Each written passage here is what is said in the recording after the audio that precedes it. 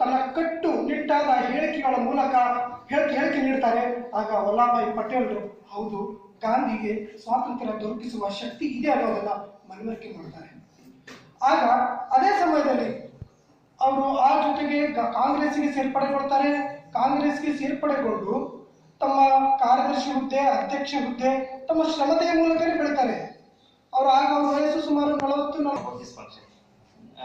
Maybe all of you are from only nearby Gulbarga and other parts of this Gulbarga district only. So you have many relatives in Hyderabad or in Pune maybe.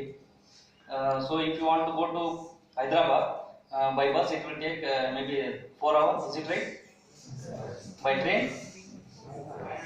it is maybe 3 hours. Yeah, so to travel from Gulbarga to Hyderabad by bus or train, to get to reach Hyderabad, it will take 3 hours. For the only 3 hours you need to take a visa.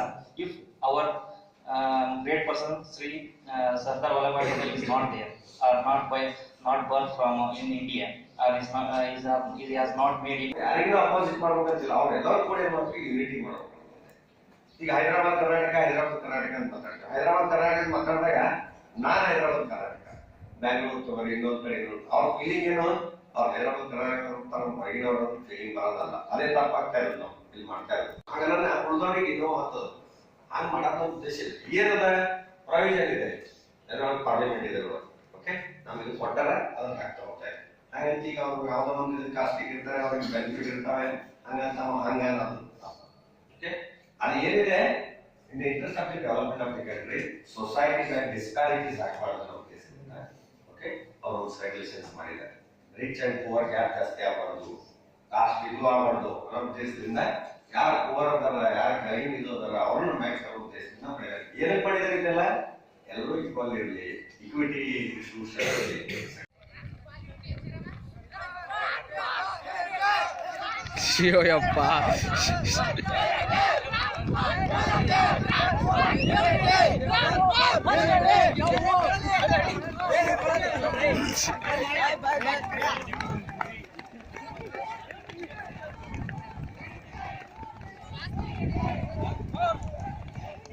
Run for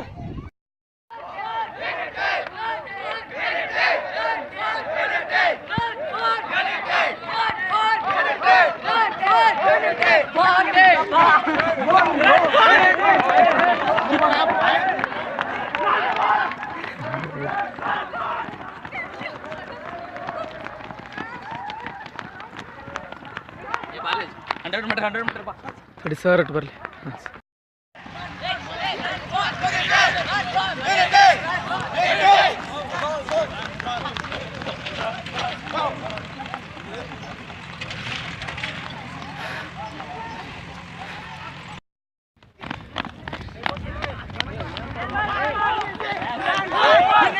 hand ಪಾರ್ ಕಬಡ್ಡಿ